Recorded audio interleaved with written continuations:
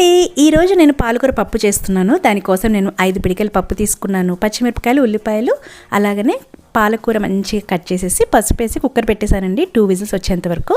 ఈలోపు చపాతీ చేసేద్దామని చెప్పేసి చపాతీలు గబగబా చేసేసాను మా అందరికి కూడా. దీంట్లో చిట్కా ఏంటి తెలుసా అండి? పోపు. ఆ పోపుతోటే ఆ పాలకూర పప్పుకి టేస్ట్ అండి.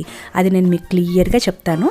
పప్పు ఉడికిపోయింది, ఉప్పు వేసేసాను. పోపు కోసం ఒక గిన్నెలోకి జీలకర్ర, ఎండుమిరపకాయలు, వెల్లుల్లి రెబ్బలు మంచిగా దంచుకొని పెట్టుకోవాలి. ఆ తర్వాత ఇంగువ, కరివేపాకు వేసుకొని ఫస్ట్ ఆవాలు వేసుకున్న తర్వాత ఇవన్నీ కూడా ఒకేసారి వేసేయాలండి. ఇలా వేయటం వల్ల ఏంటంటే పోపు మాడదు. ఇంకొకటి అసలైంది ఏంటంటే స్టవ్ ఆఫ్ చేసేసి కారం వేసేయాలండి.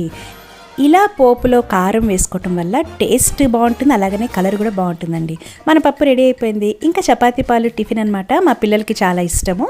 సో నేను అది చేసేసాను. ఇంకా స్కూల్ టైం అయిపోతుంది. ఇంకా స్టార్ట్ అయిపోయాం నేను అమ్ము. బాయ్.